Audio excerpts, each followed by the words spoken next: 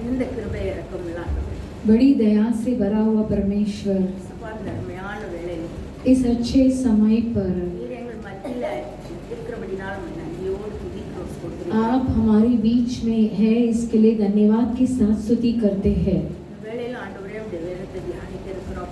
अब भी आपके वचन को ध्यान करने हैं परमेश्वर। அடியாளை மறைத்து நீங்க பேசுகிறார். गुलाम को छुपाकर केवल आप ही बात कीजिए। கேட்கிற உள்ளங்களை எல்லாம் திறந்தருளுங்க ராஜா. सुनने वाले हर एक के हृदय को आप खोल दीजिए। இந்த வார்த்தைகள் ஆண்டவரே அது வல்லமையும் ஜீவனுமாய் ஒவ்வொருவருக்கும் உள்ளத்திலே இறங்கட்டப்பா. आपकी वचन सामर्थ्य से और महान कार्य से हर एक के हृदय पर आने दीजिए। நாங்கள் அதற்கு கீழ்ப்படிந்து நடக்கிறவர்களாய் காணப்பட எங்களுக்கு உதவி செய்யுங்க. उसे आज्ञा पालन कर कर चलने के लिए अनुग्रह कीजिए। எங்களை தாழ்த்தி அர்ப்பணிக்கிறோம். हमें दीन कर कर सौंपते हैं। விரோதமா இருக்கிற எல்லா பொல்லாத ஆவிகளையும் विरोधता में है सारी बुराई आत्मा को இயேசு கிறிஸ்துவின் நாமத்தினால கடிந்து அப்புறப்படுத்துகிறோம். यीशु मसीह के नाम से डांट कर भगाते हैं। ஆவியானவர் ஆட்கொண்டு நடத்துங்க. आत्मा जी आप चलाइए। இயேசுவின் மூலம் ஜெபங்களும் பிதாவே. यीशु मसीह के नाम से मांगते पिता, ஆமென். आमीन। இந்த நாட்டிலும் इस दिन में भी நாம் தியானிக்க முடியாத தேவன் தந்த வார்த்தை ध्यान करने के लिए परमेश्वर दिया हुआ वचन சங்கீதம் 91:13. भजन संगीता 91। சிங்கத்தின் மேலும் விரியன் பாம்பின் மேலும் நீ நடந்து பால சிங்கத்தையும் வலு சர்ப்பத்தையும் மிதித்து போடுவார். சிங்கத்தின் மேலும் सींग के ऊपर விரியன் பாம்பின் மேலும் நீ நடந்து और श्राप के ऊपर चलकर பால சிங்கத்தையும் வலு சர்ப்பத்தையும் மிதித்து போடுவாய். जवान सिंह को भी तो कुचलेगा। யாருக்கு அவர் இந்த அதிகாரத்தை கொடுக்கிறாரு? किसके लिए परमेश्वर इस अधिकार को देता है? சங்கீதத்துல முதல் வசனத்துல போட்டுருக்கு பாத்தீங்களா?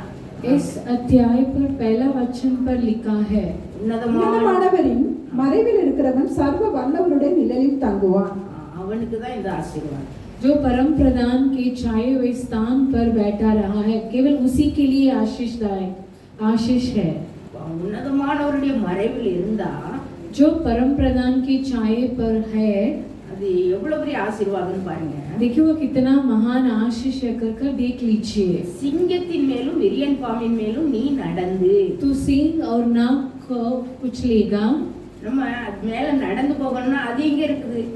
देखिए उसके ऊपर चलना है, मतलब वो कहाँ है? சிங்கமும் விரியன் பாம்பும் எங்க இருக்கு? நம்ம காலில இருந்தாதான் நம்ம அதுக்கு மேல நடந்து போக முடியும் இல்லையா? कैसे उसके ऊपर चलेंगे? वो अपने पैर के नीचे आएगा तो ही हम उस पर चल पाएंगे। அடுத்தல பாருங்க, பால சிங்கத்தையும் வலு சர்ப்பத்தையும் மிதித்து போடுவாய். तू जवान सिंह और अजगर को लताड़ेगा। அப்போ நம்ம பால சிங்கத்தையும் அவ்வளோ ஒரு இளமையா இருக்கிற அந்த ஒரு சிங்கத்தையும் வலு சர்ப்பத்தையும் उस जवान सिंह और अजगर को நம்ம என்ன செய்வோம்? மிதித்து போடுவோம். उसे हम लताड़ेंगे। மிதித்து போடணும்னா எங்க இருக்கணும்? காலில இருந்தாதான் அதையும் மிதிச்சு போடுவோம் இல்லையா? उसे अपना पैर के नीचे आएगा तो ही हम उस पर लताड़ पाएंगे। அப்போ உன்னதமானவருடைய மறைவில் அவருடைய செட்டையில் நிழல்ல இருக்கிறவங்களுக்கு நமக்கு கால்கில தான் என்னது? பிசாசு விரியன் பாம்பு இருந்தாலும் சரி, அது பாலசிங்கமா இருந்தாலும் சரி, जो परम प्रधान के छाए हुए स्थान पर है, उसके पंखों तले नीचे है, वही ये सब कर पाएगा। எல்லாம் நம்ம கால்கில தான் மேத்து போடுறோம். सभी कार्य हमारे पैर के नीचे आ जाएगा। சிலர் என்ன செய்யறாங்க? அதை தலைக்கு மேல வச்சுக்கிறாங்க. कुछ लोग क्या करते हैं? उसे अपने सिर के ऊपर रख देते हैं। ஆண்டவர் நம்ம கால்கில தந்துட்டாரு. परमेश्वर उन्हें अपने पैर के नीचे कर दिए। சிலர் என்ன சொல்றாங்க? எனக்கு அது வச்சு இவனை வச்சுட்டாங்க, அதனால இந்த கேன்சர் வந்துச்சு, அந்த நோய் வந்துச்சு, இந்த நோய் வந்துச்சு, எங்க வீட்டுல அங்கன பிசாசு நிக்கி, இந்த பக்கம் பிசாசு நிக்கி, அப்படி புலம்புறாங்க. कुछ लोग कहते हैं कि मेरे लिए जादू टोना कर दिए, इसलिए कैंसर आ गया, ये आ गया, यहाँ शैतान खड़ा है, वहाँ खड़ा है, कर बातें करते रहते हैं। அதுக்கு ரொம்ப பயப்படுறாங்க. उसके लिए बहुत डरते हैं। அவங்க அந்த செய்வனை வச்சவங்கள என்ன செய்யறாங்க? சபிக்கிறாங்க. और जो भी जादू टोना उनके ऊपर रखे उन्हें श्राप देते हैं। நல்லா இருப்பானா, அவன் எனக்கு இப்படி பண்ணிட்டாங்களே அப்படி பண்ணிட்டாங்களேன்னு சொல்லி எப்போ சபிச்சுக்கிட்டே இருக்கிறாங்க. वो अच्छा रह पाएगा क्या? उसके बारे में लगातार बातें कर उसे श्राप देते हैं। ஆனா ஆண்டவர் என்ன சொல்லி தந்திருக்கிறாரு? लेकिन परमेश्वर हमें क्या सिखा कर देते हैं? அவங்கள மன்னிச்சு அவங்களுடைய ரட்சிப்புக்காக நம்ம ஜெபிக்கும் பொழுது, उन्हें क्षमा कर उनकी उद्धार के लिए प्रार्थना करते समय நம்ம ஆண்டவருடைய உயர்ந்த மறைவில் இருப்போம். हम परम प्रधान की छाया के स्थान पर है। அவர்களுடைய செட்டையில் நிழல்ல இருப்போம். அப்போ நம்மளை பாதுகாத்துக் கொள்வார் ஆண்டவர். उनके पंखों तले है और परमेश्वर हमें सुरक्षित रखेंगे। பாருங்க, ஒரு தம்பி இருந்தான். देखिए एक भाई था, அவன் இரவு ராத்திரியில அவன் என்ன செய்தான், ஒரு பட்டணத்துல இருந்து கிராமத்துக்கு பைக்ல போறான். रात के समय में एक गांव से बाइक पर रवाना था, चल पड़ा। அவன் வர்ற வழியில ஒரு கல்லுக்கு சேலையை கட்டி அதை கொஞ்சம் வழிபட்டு வந்துட்டு இருக்கிறாங்க ஒரு சிலர். आने वाले मार्ग पर एक पत्थर को ऐसे कपड़ा लिपेटकर उसकी आराधना कर रहे थे। அதுல इருந்து ஒரு பெண் பிசாசு என்ன செஞ்சது, இவன் பைக்ல வரும்போது இவன் பக்கத்தாலே வந்துட்டு வீட்டுக்கு. वहां से एक महिला शैतान इसके बाइक के साथ ही चल पड़ा। இவனுக்கு தெரியாது, இவன் என்ன செய்தான், சாப்பிட்டுட்டு படுத்துட்டான். ये नहीं जानता था, ये खाना खाकर सो पड़ा। படுத்த உடனே அவனுக்கு சொப்பனத்துல அந்த பிசாசு வருது. सोते ही उसे स्वप्न में वो शैतान उसको दिखाई दे रहा था। நீ எனக்கு என்ன செய்ய, ஒரு நல்ல ஒரு பட்டு சேலை வாங்கிட்டா, वो बोलने लगे कि तू मेरे लिए अच्छे से एक साड़ी खरीद कर देना எனக்கு கொடை கொடு, और मेरे लिए चढ़ा भी कर। நான் உன்னை பெரிய பணக்காரன் ஆக்கிடுவேன், मैं तुझे बहुत धनी बनाऊंगी, நீ கேட்டதெல்லாம் நான் தருவேன் जो कुछ तू मांगेगा मैं तुझे दूंगी। அப்படின்னு சொல்லி அந்த பிசாசு அவன்கிட்ட சொல்லு. वैसा वह शैतान उससे कहने लगा। இவன் கோபத்துல உடனே எழுந்திருச்சிட்டான். ये क्रोधित होकर तुरंत उठ गया। எழுந்திருச்சிட்டு அவனுக்கு தெரிஞ்ச அந்நிய பாஷை பாருங்க, जो कुछ वो अन्य भाषा जानता था, ஒரே கெட்ட வார்த்தையில அந்த பிசாசு ஏசுறான். वो बुरी तरह से उस शैतान को वो श्राप करने लगा। ஏன் அப்படின்னா அவன் ஒரு கிறிஸ்தவன் தான். क्योंकि वो एक मसीहा था। அவன் இயேசுவை தவிர வேற யாரையும் கும்பிட்டது கிடையாது. वो यीशु मसीह के अलावा किसका और दूसरा किसी की आराधना नहीं किया था। அவன் வாலிப பையங்கிறதுனால அந்த ரவுடி கூட சேர்ந்துக்கிட்டு இந்த மாதிரி பேசுறதுக்கு படிச்சுக்கிட்டான். वो जवान लड़का था, इसलिए उसके झुंड में रह कर वो ऐसे गाली बकने लगा। அவன் உள்ளத்துல வைராக்கியம், ஆண்டவர் மாத்திரம் தான் கும்பிடணுங்கிறது. लेकिन उसके हृदय पर वो दृढ़ रखा था कि केवल परमेश्वर को ही उपासना करना चाहिए। அதனால அது சொன்ன அடுத்த நிமிஷம் எந்திரிச்சு உட்கார்ந்து ஏசுறான். इसके लिए जैसा वो शैतान बोलने लगी, तुरंत उस पल में उठकर वो ऐसे बोलने लगा। இவன் ரொம்ப அசிங்கமா பேசினோடனே அதுக்கே பொறுக்கல, அது ஓடிட்டு. ये इतना उसके ऊपर गाली बोका कि वो ही नहीं सह पाई, वो यहाँ से चल गई, वहाँ से चल पड़ी। அவன் இனி என் வீட்டு பக்கம் என் எல்லா பக்கம் வந்துடாத பாத்துக்கன்னு விரட்டிட்டான். और वो कहने लगा कि मेरे घर के अगल बगल मेरा सीमा के अंदर तू आना ही नहीं कर। அப்போ நீங்க நினைச்சுக்கிடாதீங்க கெட்ட வார்த்தை பேசினா ஓடிரும் பிசாசுன்னு. आप मत सोचिए कि गाली बौखेंगे तो शैतान भागेगा யாரும் कर। அப்படி பேசிடாதீங்க.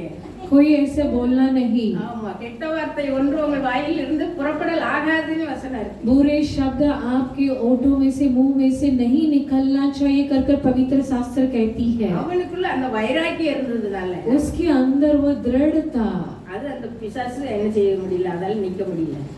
इसके कारण वो शैतान उसके पास नहीं खड़ा रह पाया। அவன் பிசாசுக்கு எதிர்த்து நின்னான். वो शैतान को विरुद्ध खड़ा था। வசனம் இருக்கு இல்லையா, பிசாசுக்கு எதிர்த்து நில்லுங்கள் அப்பொழுது அவன் உங்களை விட்டு ஓடிப்போ. शास्त्र में लिखा है कि शैतान के विरुद्ध करो तब वो तुमसे भागेगा। அவன் அந்த அது நீ தர வசதிக்கு அதுக்கு அவன் மயங்கிராம என்ன செஞ்சிட்டான், எதிர்த்து நின்னுட்டான். वो उसका धन दौलत पर नहीं आकर उसका विरुद्ध खड़ा था, அதனால அது ஓடி போயிடுச்சு. इसके लिए वो भाग गई। நம்ம இது லூகாஸ் சேகர் எல்லாருக்கும் தெரியும். लूका सेगर को सभी जानते हैं। அந்த ஊழியக்காரங்க அவங்க சாட்சி சொல்லும்போது சொல்லியிருக்காங்க பாத்தீங்களா, वो अपने गवाही में ऐसे बताए थे। அவங்க நல்ல ஆராதனை செய்யும்போது அந்த பிசாசு என்ன செஞ்சுச்சாங்க, அவங்க கிட்ட பேசிச்சான். அந்த லூசிபரே வந்து பேசினாங்க. वो परमेश्वर की अच्छी सी आराधना करते समय लूसीफर आकर उससे बातें करने लगा। நீ இந்த ஆராதனை பண்றதை மாத்திரம் விட்டு நான் உனக்கு எல்லா தேவையும் உனக்கு நான் எனக்கு எல்லா வசதியும் செய்து தரேன் அப்படின்னு சொல்லி उनसे उस पास्टर से कहने लगा कि केवल इस आराधना को तू छोड़ देना, मैं तुझे सभी कुछ धन वैभव दे देता हूँ। அப்போ பிசாசு என்ன செய்யறான், देखिए शैतान क्या करता है, ஆசை காட்டி வலையில இழுக்கிறான். हमें आशा दिखाकर उनके मार्ग पर ले लेता है।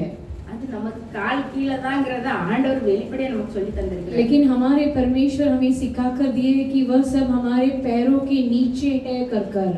நம்ம காலையிலே எழுந்திருச்சு நல்லா குடும்ப ஜெபம் பண்ணி ஆண்டவரை துதிச்சு அவருடைய செட்டில் நல்லா பாதுகாத்து கொள்ளுங்கன்னு சொல்லி அவருடைய அடைக்கலமா நம்ம கொள்ளும் பொழுது देखिए यदि बड़ी भोर में उठकर प्रार्थना कर कर आराधना कर कर परम प्रधान परमेश्वर की छाया पर रहेंगे तो தேவனுடைய பாதுகாப்பு நமக்கு கிடைச்சிருக்கு. परमेश्वर की सुरक्षा हमारे लिए मिल जाएगा. ஒரு கம்பெனில ஒரு ஆபீசர் இருந்தாரு. देखिए एक कंपनी पर एक ऑफिसर थे. அவர் நல்ல கிறிஸ்தவர், அதனால எப்பவும் சந்தோஷமா இருப்பாரு. அவருக்கு பதவி உயர்வு கிடைச்சிட்டே போகுது. देखिए वो मसीह का व्यक्ति थे. हमेशा वह शांति के साथ खुशी के साथ रहते हैं. उसके लिए उन्हें प्रमोशन के ऊपर प्रमोशन मिलता था. இன்னொரு ஆபீசர் இருந்தாரு. दूसरे ऑफिसर भी वहाँ दफ्तर में थे. அவருக்கு பதவி உயர்வே கிடைக்கல. उन्हें प्रमोशन नहीं मिला. அதனால அந்த அவருக்கு ஒரே பொறாமை அந்த கிறிஸ்தவர் மேல. इसके लिए वो ऑफिसर इनके ऊपर जलने लगे, इस मसीह के ऑफिसर के ऊपर. அவர் என்ன செய்தாரு? ஆண்டவர் அறியாதவர் ஒரு மந்திரவாதிட்ட போயிட்டார். देखिए वो व्यक्ति परमेश्वर को नहीं जानते थे और जादू टोना करने वाले के पास चल पड़े. இவன் எப்படியாவது சோகமாகணும், இவன் வேதனைப்படணும், அவன் அவனுக்கு எப்படியாவது அவனுடைய அந்த ஆபீசர் நிலையில இருந்து அவன் விலகணும்னு சொல்லி இவர் என்ன செய்தாரு? மந்திரவாதம் வைச்சார். ये ऐसे जादू टोना करने लगा कि ये कुछ तो बीमार इसको आना है और वो उनकी कंपनी से और काम से प्रमोशन से उसे नीचे करना है कर कर. அப்போ மந்திரவாதி என்ன செய்தான்? அவனுடைய மூத்த பிள்ளை இறந்து போகணும்னு சொல்லி மந்திரம் வைக்கிறார். ये जादू टोना करने वाला ऐसे जादू करने लगा कि उस ऑफिसर की पहले बच्चे मर जाना है कर कर. அப்போ பிசாசு வருது உள்ள. ये देखिए शैतान इनके पास आ रहा है. வீட்டுக்கு வந்தா வீட்டை சுத்திலும் அக்கினியா எரியுது. देखिए इनके घर के अंदर आ रहा था लेकिन पूरा वहाँ अग्निमय था. அப்போ அந்த பிசாசால உள்ள நுழைய முடியல. शैतान को अंदर नहीं आने हुआ.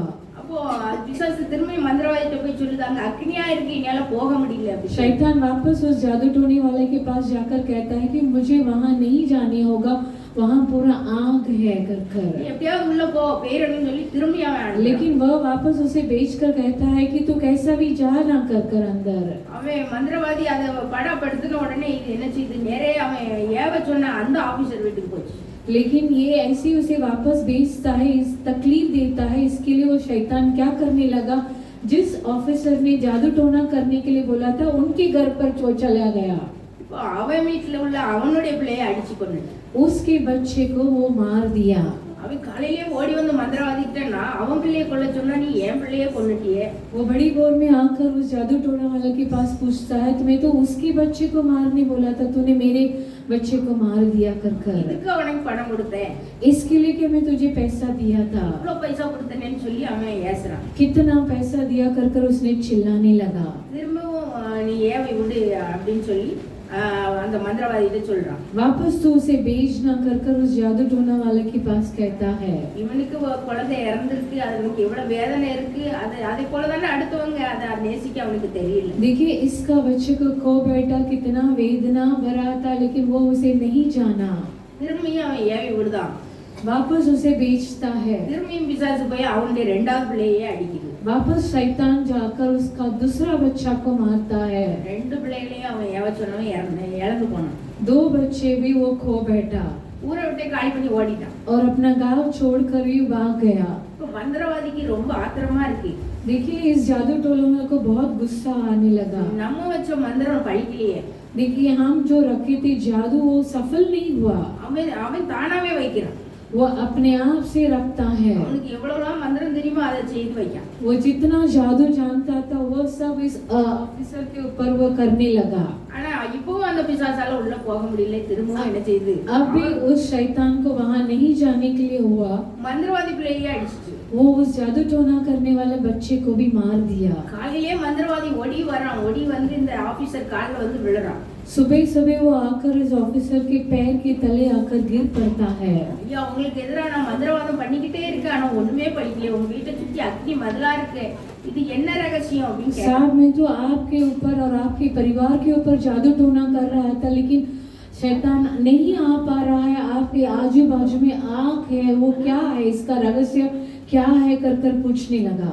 அப்பதான் அந்த ஆபீசர் அவரை நல்ல வீட்டுக்குள்ள கூப்பிட்டு அவருக்கு நல்ல காஃபி எல்லாம் கொடுத்துட்டு அவர்கிட்ட சொல்றாரு, இயேசுதான் உண்மையான தெய்வம், நாங்க காலையிலே குடும்ப ஜெபம் பண்ணுவோம், ராத்திரியும் குடும்ப ஜெபம் பண்ணி। तब वो ऑफिसर उन्हें घर पर आकर बुला लिया और उन्हें कॉफी देकर कहने लगे कि हम परमेश्वर की आराधना करते हैं और परिवार से हम सुबह भी प्रार्थना करते हैं और रात को भी प्रार्थना करते हैं। அடுத்தால நாங்க இடையிலயும் ஆண்டவரை துதிச்சிட்டே தான் இருப்போம்। और बीच में भी हम परमेश्वर की स्तुति करते रहते हैं। அதனால அவருடைய பாதுகாப்பு, அவருடைய அடைக்கலத்துக்குள்ள நாங்க இருக்கிறோம், எங்களை அக்கினியா ஆண்டவர் பாதுகாக்கிறான்னு சொல்றாரு। इसके लिए हम उसके शरण स्थान पर है और परमेश्वर हमें रक्षा करती है और उनके पंखों तले हम है कर वह कहने लगा। இப்போ பாருங்க, உன்னதமானவருடைய மறைவில் இருக்கிறவனுக்கு जो परम प्रधान के छाए हुए स्थान में बैठा रहा, எவ்வளவுதான் ஏவி விட்டாலும் பிசாசு உள்ள நுழைய முடியாது। कितने भी शैतान को भेजेंगे तो शैतान वहां नहीं आ पाएगा। நம்ம பிசாசுக்கு இடம் கொடுத்து यदि हम शैतान को जगह देंगे, அது நுழையக்கூடிய ஓட்டை நம்ம வீட்டுல இருந்தது நான் மாத்திரம் தான் அது உள்ள நுழைய முடியும்। वो घुसने का तरह कुछ भी छेद रहेगा तो वो आएगा ही। ஆமா, ஆனா ரொம்ப பலவீனமா இருக்கும், அடிக்கடி விழுந்துரும்। हम तो लगातार कमजोर में गिर पड़ते हैं। அதனால ஆண்டவர் சொல்லி தந்தார் நமக்கு। इसके लिए परमेश्वर हमें सिखा कर दिए हैं। நீங்கள் பாருங்க, 1 யோவான் 4ஆம் அதிகாரம் 4வது வசனத்துல போட்டிருப்பாரு। पहला யோவானா 4 अध्याय 4 वचन में ऐसा लिखा है, பிள்ளைகளே, நீங்கள் தேவனால் உண்டாயிருந்து அவர்களை ஜெயித்தீர்கள், ஏனெனில் உலகத்தில் இருக்கிறவனிலும் உங்களில் இருக்கிறவர் பெரியவர்। உலகத்தில் இருக்கிறவனிலும் நம்மள இருக்கிறவர் பெரியவர்। देखिए संसार से है उससे भी हमारे अंदर जो है वो महान है। நம்ம உலகத்தை ஜெயிக்கணும்னா நம்மள இருக்கிற ஆண்டவரை நம்ம என்ன செய்யக்கூடாது, விட்டுறக்கூடாது। அவருக்கு यदि हमें जय पाना है तो हमारे अंदर जो परमेश्वर है उन्हें नहीं छोड़ना चाहिए। அவருக்கு விரோதமான காரியம் நம்ம செய்யக்கூடாது। उस परमेश्वर के विरुद्ध की कार्य हमें नहीं करना चाहिए। ஆண்டவர் என்ன செய்திருக்காரு பாருங்க, லூக்கா 10ஆம் அதிகாரம் 19வது வசனத்துல போட்டிருக்கு। देखिए लूका 10:19 में ऐसा लिखा है, இதோ சர்ப்பங்களையும் தேள்களையும் மிதிக்கவும் சத்துருவினுடைய சகல வல்லமையையும் மேற்கொள்ளவும் உங்களுக்கு அதிகாரம் கொடுக்கிறேன், ஒன்றும் உங்களை சேதப்படுத்த மாட்டாது। பாருங்க, ஆண்டவர் நமக்கு எல்லா அதிகாரத்தையும் கொடுத்திருக்கிறார்। देखिए परमेश्वर हमारे लिए सब अधिकार दिए हैं। சர்ப்பங்களையும் தேள்களையும் மிதிக்கிறதுக்கு தான்। देखिए तुम सांपों और बिच्छुओं को रौंदने के लिए சத்துருடைய சகல வல்லமையும் மேற்கொள்ளவும் அதிகாரம் கொடுத்திருக்கிறார்। और शत्रु की सारी सामर्थ्य पर अधिकार भी दिया है। ஒன்றும் நம்மளை சேதப்படுத்த முடியாது। और किसी वस्तु से तुम्हें कुछ हानि न होगी। அப்போ ஒண்ணு நம்மளை சேதப்படுத்துதுன்னா அதுக்கு என்ன அர்த்தம்? देखिए यदि कुछ वस्तु हमें हानि पहुंचती है तो நாம தான் சரியில்லை, हम ही ठीक नहीं है। நம்ம சரி பண்ணி ஆண்டவருக்குள்ள திரும்பவும் அடைக்கலமா வரும் பொழுது, यदि अपने आप को ठीक कर परमेश्वर की परम प्रदान पर आएंगे तो ஆண்டவருடைய செட்டில் நிலையில நம்ம திரும்பவும் அடைவோம்। परमेश्वर की पंखों तले हम वापस आ जाएंगे। ஏசாயா 54ஆம் அதிகாரம் 17வது வசனத்தில் எழுதியிருப்பாரு। ஏசாயா 54 17 वचन में, உனக்கு விரோதமாய் உருவாக்கப்படும் எந்த ஒரு ஆயுதமும் வாய்க்காதே போகும், உனக்கு விரோதமாய் நியாயத்திலே எழும்பும் எந்த நாவையும் நீ குற்றப்படுத்துவாய், இது கர்த்தருடைய ஊழியக்காரரின் சுதந்திரமும் என்னால் உண்டான அவர்களுடைய நீதியுமாய் இருக்கிறது என்று கர்த்தர் சொல்லுகிறார்। பாருங்க, நமக்கு விரோதமாய் உருவாக்கப்படும் எந்த ஆயுதமும் வாய்க்காதே போகுமா। जितने हथियार तेरी हानि के लिए बनाए जाए उनमें से कोई सफल ना होगा। விரோதமாய் நியாயத்துல எழும்புற எந்த நாவையும் நாம தான் குற்றப்படுத்துவோம்। और जितने लोग मुद्दाई होकर तुझ पर नालिश करें उन सबों से तू जीत जाएगा। இது யாருக்குரிய ஆசீர்வாதம்னு சொல்றாரு? ये किसका आशीष है कर கர்த்தருடைய ஊழியக்காரரின் சுதந்திரமும் यहोवा के दासों का यही भाग होगा என்னால் உண்டான அவர்களுடைய நீதியுமாய் இருக்கிறது। और वह मेरे ही कारण धर्मी ठहरेंगे। அப்போ ஊழியக்காரருக்கு ஒரு நீதி ஆண்டவர் வச்சிருக்கிறார் பாருங்க। देखिए सेवकों के लिए परमेश्वर एक धर्मी रखा है। யார் வந்து குற்றப்படுத்தினாலும் அந்த நாவை நாம குற்றப்படுத்திடுவோம்। कौन भी मुखदाई होकर करेंगे वह हम पर नहीं आ पाएगा। எந்த ஆயுதமும் நமக்கு எதிராக இருக்கிறது வாய்க்காதே போகும்। कौन से भी हथियार हमारे लिए बना गया हम उसे सफल न होने देंगे। அப்போ நம்ம என்ன செய்யணும்? तब हमें क्या करना चाहिए? ஊழியக்காரங்களா இருந்தா அந்த ஆசீர்வாதம் நமக்கு வந்துடும்। यहोवा के दास रहेंगे तो ये आशीष हमारे लिए होगी। அப்போ ஊழியக்காரங்கன்னா பெரிய ஊழியக்காரங்களா இருந்தா தான் வருமா? सेवक बोलेंगे तो महान सेवक होंगे तो ही होगा क्या? நம்மளால ஏண்டது हमसे जो कुछ होता है उसी से। ஒரு நாளைக்கு ஒரு ஆளுக்கு ஒரு சுவிசேஷம் சொல்லலாம். एक दिन एक व्यक्ति को सुसमाचार कह सकते हैं, யாருக்காவது ஒருத்தருக்கு உதவி செய்யலாம். किसी एक व्यक्ति को सहायता कर सकते हैं। நம்ம சர்ச்சில் நடக்கிற திறப்பின் வாசல் ஜெபத்துக்கு வந்து அனுதினமும் கலந்து கொள்ளலாம். नहीं तो हमारे कलीसिया में होने वाले खुले द्वार की प्रार्थना में आकर शामिल हो सकते हैं। நம்ம செய்யற சின்ன ஊழியத்தை உண்மையா செய்யும் பொழுது ये हम करने वाले छोटी सेवकाई को सच्चाई से करते समय நமக்கு எதிராக உருவாக்கப்படும் எந்த ஆயுதமும் வாய்க்காதே போகும். हमारे विरुद्ध होने वाले कौन से भी हथियार न सफल होगा।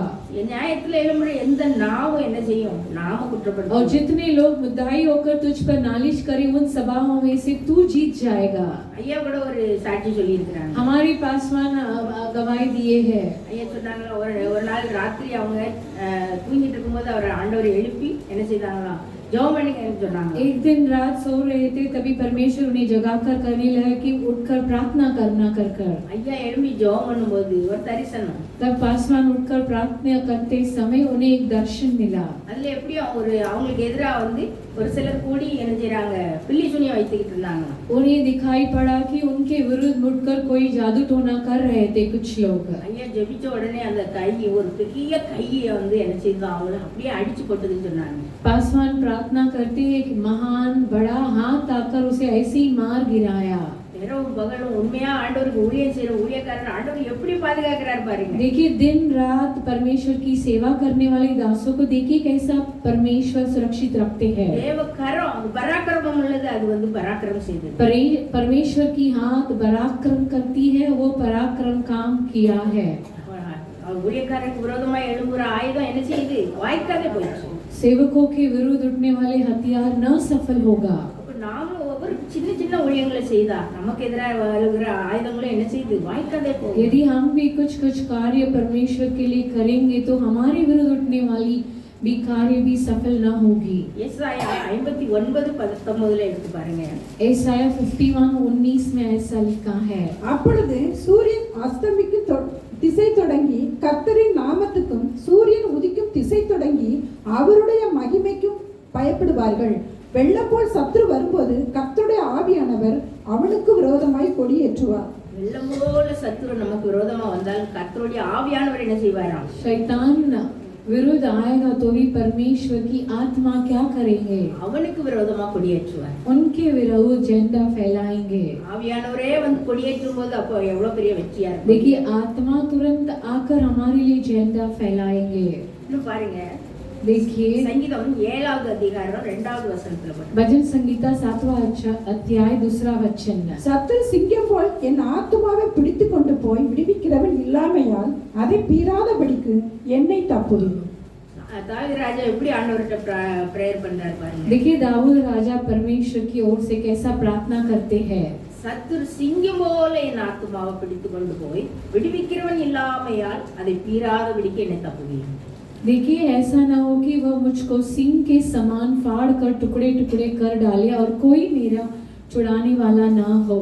இன்னும் பாருங்க மத்தேயு और देखिए मत्ती 1 பேதுரு 5ஆம் அதிகாரம் 8வது வசனம். पहला पत्रस 5वां अध्याय 8वां वचन, தெளிந்த புத்தியுள்ளவர்களாய் இருங்கள், விழித்திருங்கள். ஏனெனில் உங்கள் எதிராளியாக பிசாசானவன் கெச்சிக்கிற சிங்கம் போல் எவனை விழுங்கலாமோ என்று வகை தேடி சுற்றித் திரிகிறான். பிசாசானவன் எப்படியா கெச்சிக்கிற சிங்கம் போல. देखिए शैतान कैसा है, गरजने वाले सिंह के समान எவனை விழுங்கலான்னு அலையறான். इस खोज में रहता है कि किसको फाड़ खाओ कर कर। இந்த தாவீது ராஜா கூட சத்துருவை என்னது சிங்கம்னு சொல்லி தான் அவர் உருவப்படுத்தி பேசுறாரு. दाऊद राजा भी शैतान को सिंह के समान बोलता है। பாருங்க, ஆண்டவர்கிட்டயே சத்துரு வருகிறான். देखिए परमेश्वर के पास ही शैतान आता है। நம்ம வாசிச்ச பகுதி மத்தேயு 4ஆம் அதிகாரம், हम जो पढ़े पवित्र शास्त्र में मत्ती 4 अध्याय 1 से 11 वचन तक, 1 முதல் 4 வரைக்கும் உள்ள வசனத்தை படிப்போம். 1 से 4 वचन तक पढ़ेंगे। அப்பொழுது இயேசு பிசாசினால் சோதிக்கப்படுவதற்கு ஆவியானவராலே வனாந்தரத்திற்கு கொண்டு போகப்பட்டார். அவர் இரவும் பகலும் 40 நாள் உபவாசமாய் இருந்த பின்பு அவருக்கு பசி உண்டாயிற்று. அப்பொழுது சோதனைக்காரன் அவரிடத்தில் வந்து, நீ தேவனுடைய குமாரனே ஆனால் இந்த கல்லுகள் அப்பங்களாகும்படி சொல்லும் என்றான். அவர் பிரதியுத்தரமாக, மனுஷன் அப்பத்தினாலே மாத்திரம் அல்ல, தேவனுடைய வாயிலிருந்து புறப்படுகிற ஒவ்வொரு வார்த்தையினாலும் பிழைப்பான் என்று எழுதியிருக்கிறதே என்றார்.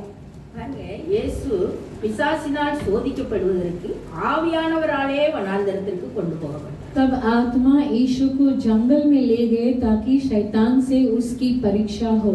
பிசாசு சோதிக்கிறதுக்கு யார் தான் கூட்டிட்டு போறா? இயேசுவை ஆவியானவர் தான் கொண்டு போறார். देखिए, परखने के लिए आत्मा जी ही शैतान के पास ले जाता है परीक्षा करने के लिए. வனாந்தரத்துக்கு போய் அவர் என்ன செய்றார்? 40 நாள் இரவும் பகலும் அவர் உபவாசமா இருக்கிறார். देखिए, वो 40 दिन जंगल पर 40 रात निराहार रहा. வனாந்தரத்துக்கு போன உடனே பிசாசு வந்து ஆண்டவர்கிட்ட வந்து சோதிக்க வரல. जंगल में जाते ही तुरंत शैतान उन्हें परखने के लिए नहीं आया. அவர் நல்ல பலமா இருக்காரு, இப்போ ஒன்றும் செய்யக்கூடாதுன்னு விட்டுட்டான். वो अच्छे से बल पाकर है, अब छोड़ देना चाहिए कर छोड़ दिया. இப்போ 40 நாள் உபவாசம் இருந்த பிறகு அவர் ரொம்ப பலவீனமா இருக்கிறார். 40 दिन और 40 रात निराहार रहकर அவருக்கு பசி உண்டாயிற்று, பசியோட இருக்கிறார். तब उसे भूख लगी. அப்போ வந்து பேசுறான்.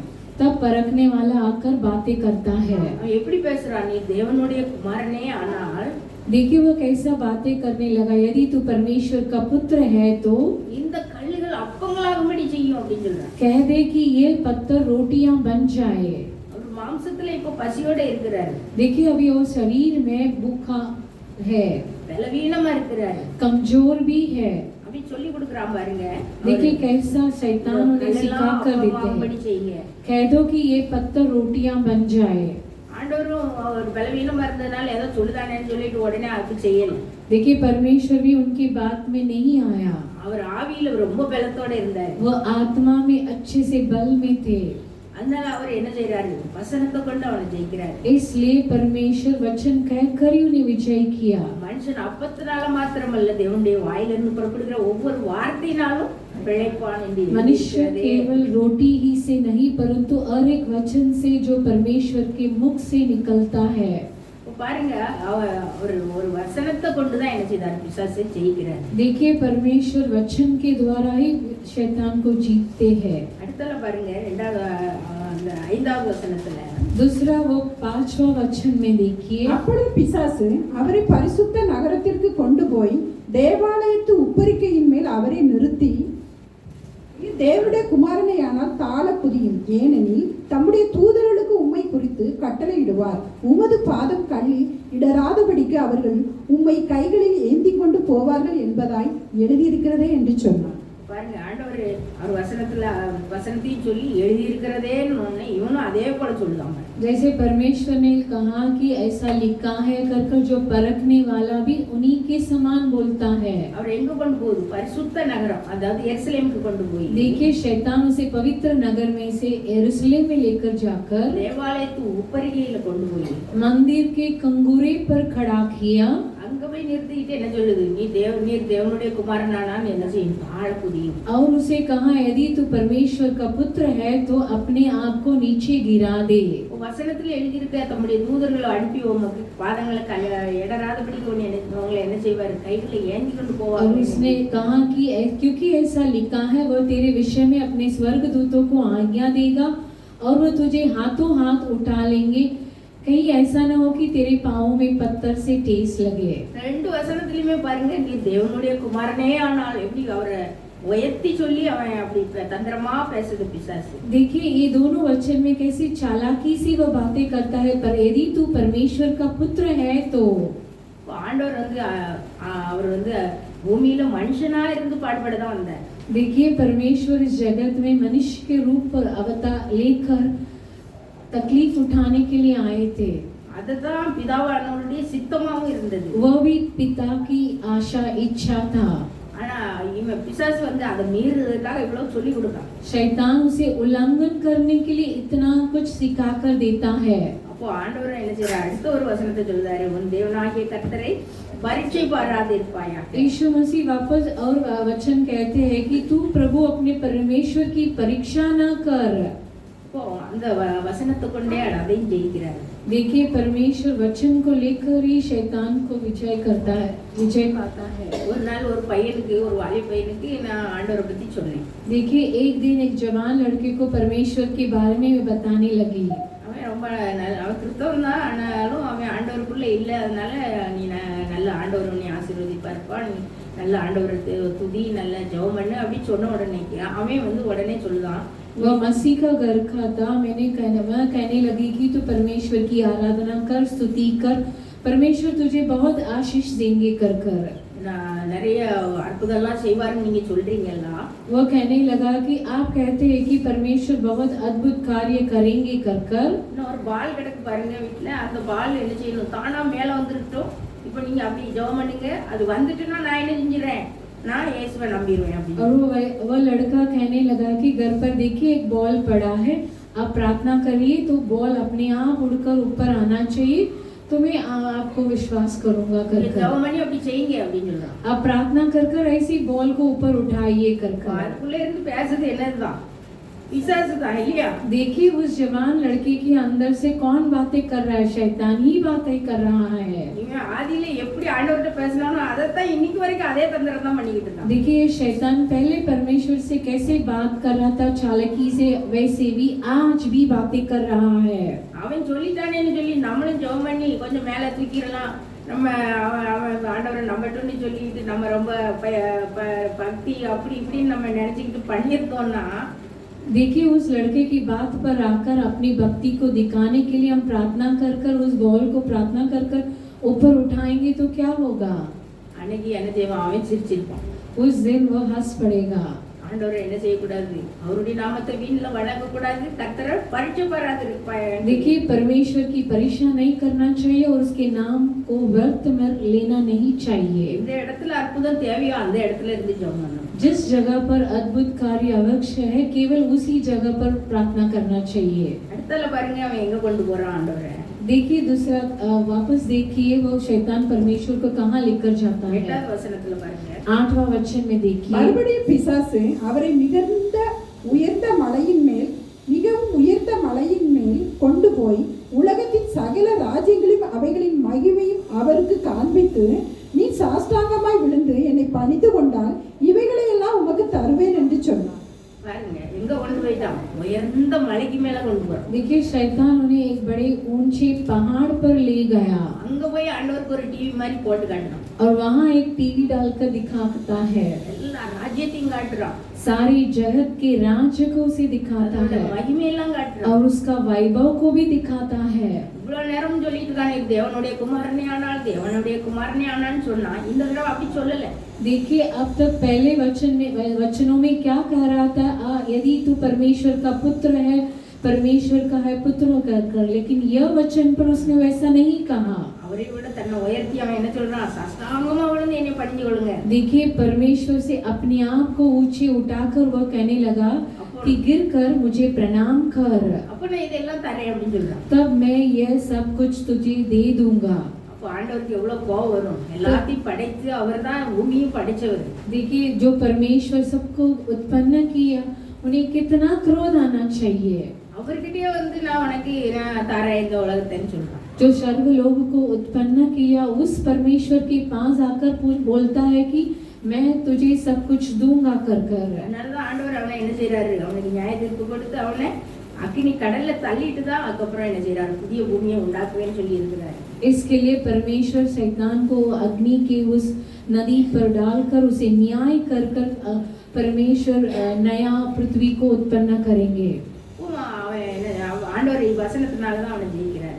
देखिए यहाँ पर भी परमेश्वर वचन से ही उन्हें विजय लेते हैं। அப்போலே वो சாத்தானே, तब परमेश्वर करने लगे कि दूर हो जा शैतान, தேவனாகிய கர்த்தரை பணிந்து கொண்டு அவர் ஒருவருக்கே ஆராதனை செய்வாயாக என்று எழுதி இருக்கிறதே அப்படின்னு. क्योंकि लिखा है तू प्रभु अपने परमेश्वर को प्रणाम कर और केवल उसी की उपासना कर कर कर। பாருங்க அப்போ உலகத்தையே படைத்தவர்கிட்டயே பிசாசு எப்படிலாம் வேலை செய்யறான். देखिए शैतान जो भी संसार की उत्पन्न करता है उनके पास आकर ऐसे बोलता है। அப்போ அவர் ஆண்டவரே அவன்கிட்ட இவ்வளோ சொல்லி அவனை ஜெயிக்க வேண்டியது இருந்ததுன்னா நமக்கும் அதே போல சோதனைகள் உண்டு. देखिए परमेश्वर को ही उतना झेलना पड़ रहा है और वचन कर शैतान से विजय होना है, तो देखिए हमारे लिए और आपके लिए कैसा है। நம்மகிட்டயும் வந்து என்ன செய்யறான், பிசாசு பேசுவான். देखिए हमारे पास भी आकर शैतान बातें करेगा। நம்ம பலவீனமா இருக்கிற நேரத்துல தான் பேசுவோம். हम ये कमजोर में रहने समय पर शैतान आकर बातें करेगा। நம்ம நல்ல ஆவியில நிறைஞ்சிருந்தா நம்ம அதை ஜெயிச்சுடுவோம். यदि हम आत्मा में भरकर रहते हैं तो हम उसे विजय पा लेंगे, இல்லாத பட்சத்துல நம்ம தோந்தான் போவோம். लेकिन ऐसा नहीं होगा तो हम हार जाएंगे। அப்போ நம்ம என்ன செய்யணும், நம்மளே நல்ல அனல் மூட்டி நல்ல ஆவிக்குள்ளே இருக்கணும்.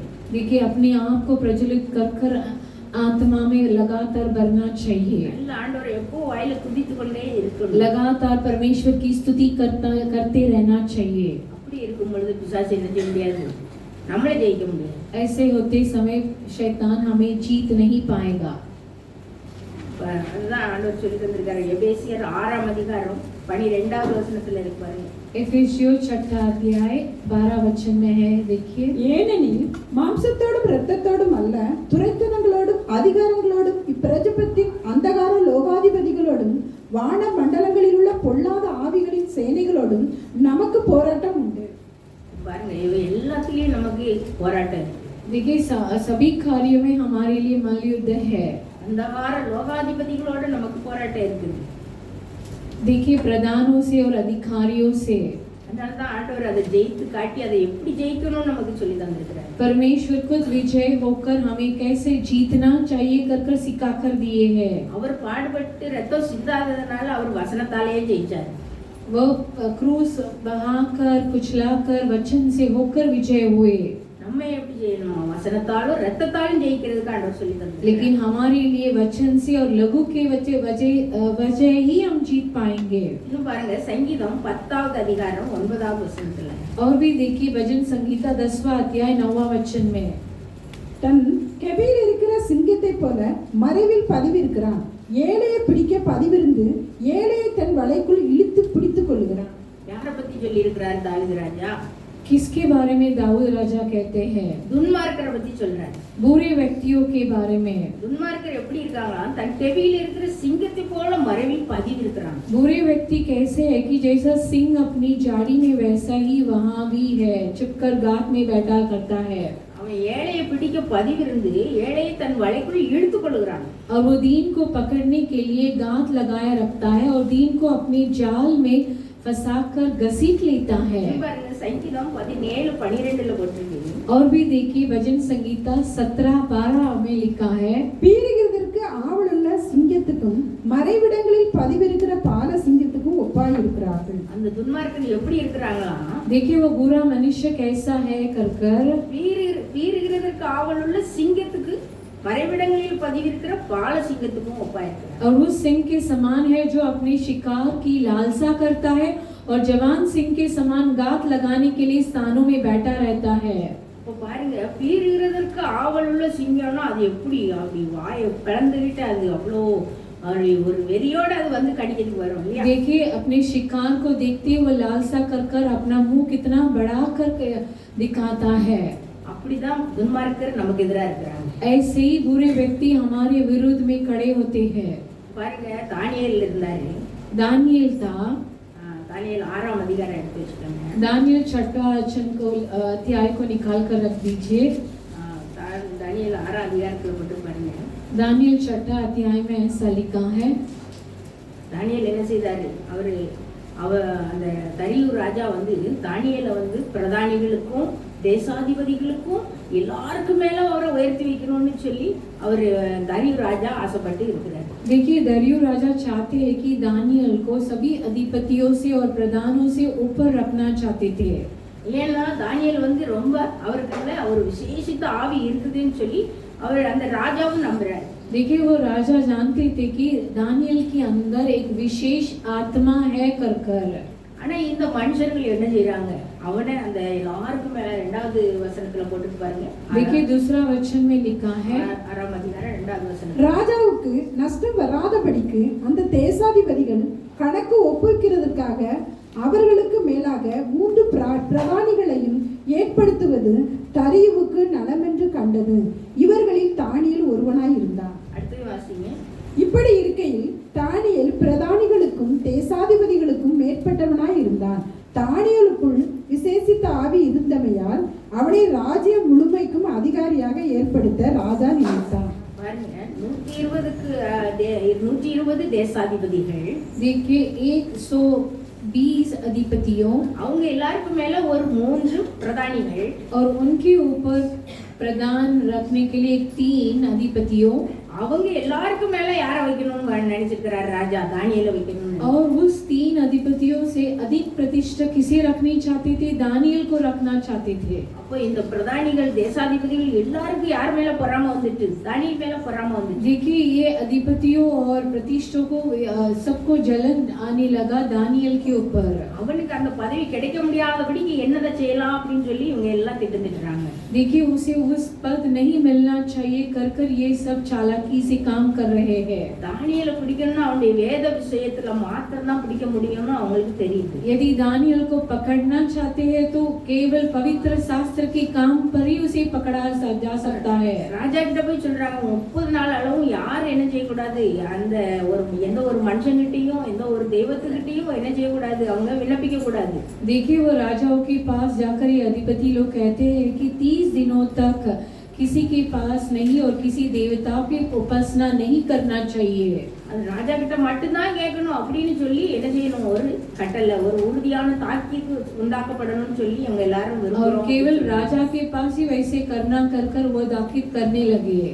அதே போல ராஜாவும் இதுல என்ன இருக்குன்னு நினைச்சிட்டு அவர் என்ன செய்தார், சைன் வச்சிட்டார். राजा भी इसमें क्या है कर सोचकर उसने अपने अत्याचार करने लगे.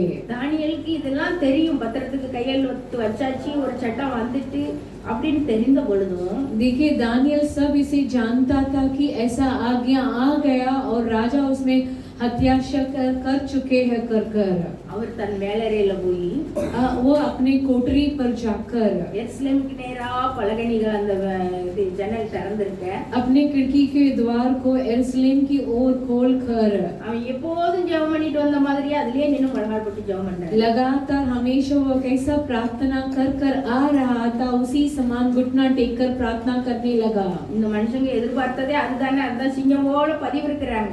देखिए ये लोगों वही चाहते थे और ये सिंह के समान बाट जोकर बैठे थे.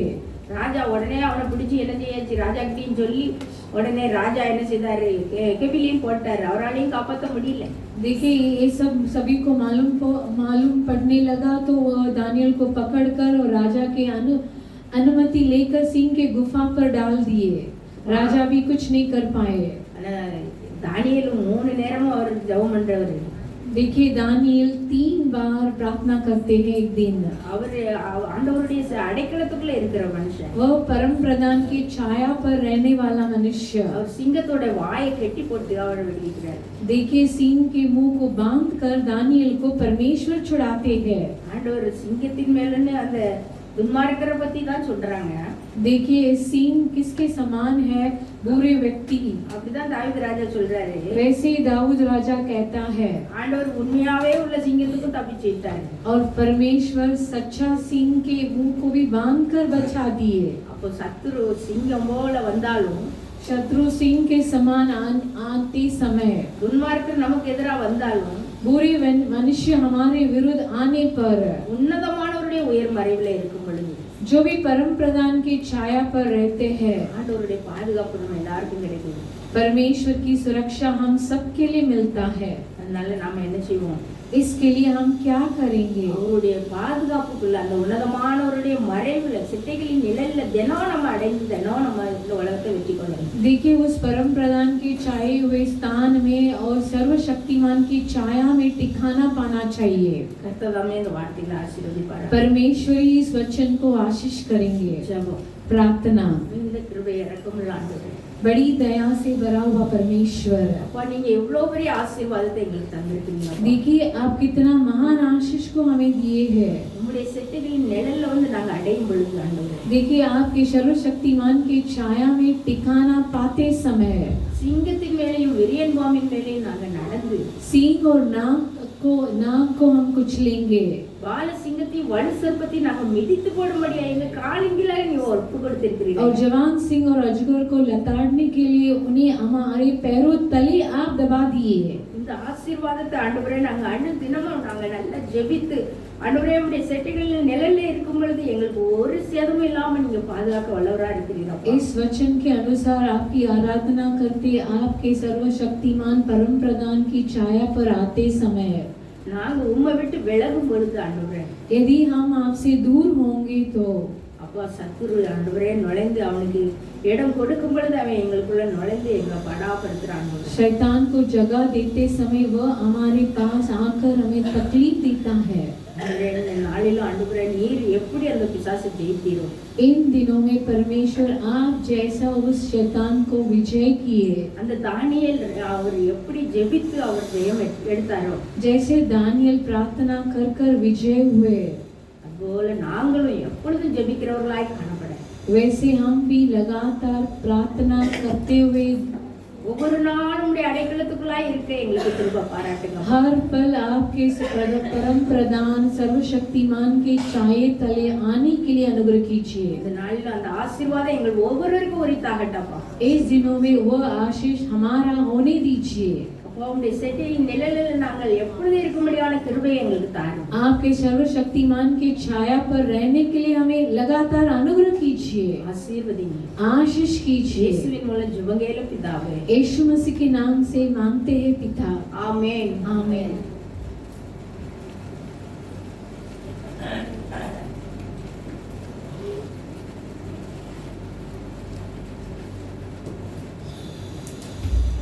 அல்லேலூயா அல்லேலூயா அல்லேலூயா அல்லேலூயா அல்லேலூயா அல்லேலூயா।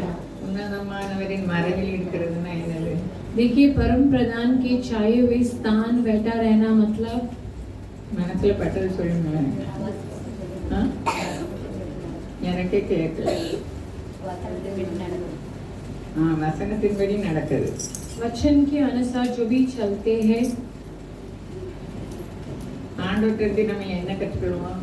देखिए, परमेश्वर से हम क्या सीख लेते இதெல்லாம் हैं, கற்றுக்கொள்ளுதோம். क्या क्या सीखते हैं।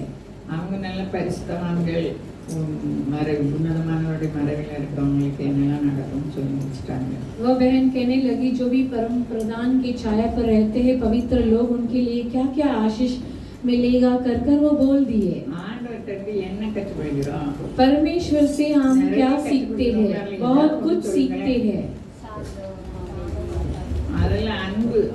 पहला प्रेम। அவர் அன்பினாலதான் அவர் வந்தாரு.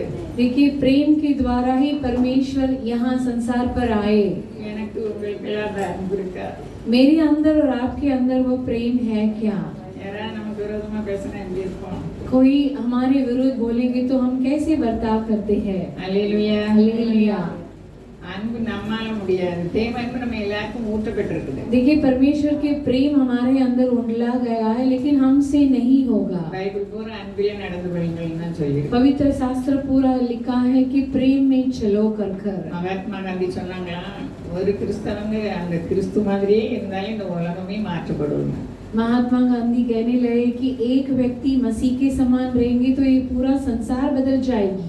நம்ம எல்லாரும் ஒவ்வொரு கிறிஸ்தவம் ஒவ்வொரு இயேசுவாக இருக்கணும்னு அவர் ஜீவனை கொடுத்தாரு. हम सब यीशु मसीह यीशु रहना है कर कर परमेश्वर अपने जीवन त्याग दिए। பிசாசு நம்மளை படைக்கும்போது என்ன சொன்னார் ஆண்டவர்?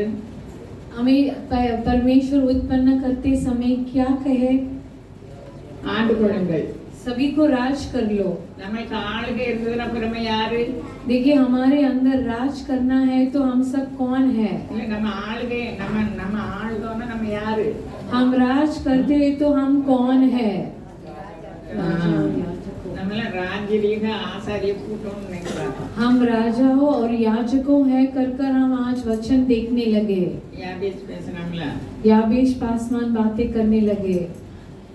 ஒவ்வொரு எல்லாரும் குறிப்பு எழுதுறீங்களே, போய் தியானம் பண்ணுவீங்களா? जो भी लिखते हैं, जो भी वचन எல்லாரும் बोलते நோட் हैं, எழுதுனாங்க. सब कुछ वचन रख पुस्तक रख कर लिखते हैं। வீட்டுல போய் தியானம் பண்ணுங்க, இல்லைன்னா நோட்டத்துக்கு எரிஞ்சிருங்க. जो भी लिखते हैं घर पर जाके उसे मनन करिए, ध्यान कीजिए, नहीं तो पुस्तक को फेंक दीजिए। நான் யார் பேசினாலும் நோட் எடுத்து எழுதவே வேண்டாம், வீட்டில் போய் எழுதுவேன்.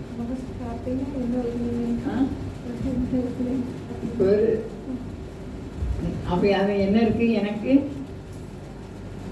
செய்தி கொடுக்கும்போது देखिए जो भी प्रचार करते हैं तब मैं नहीं लिखती, लेकिन घर पर जाकर लिखती हूँ तो मेरा अंदर क्या है।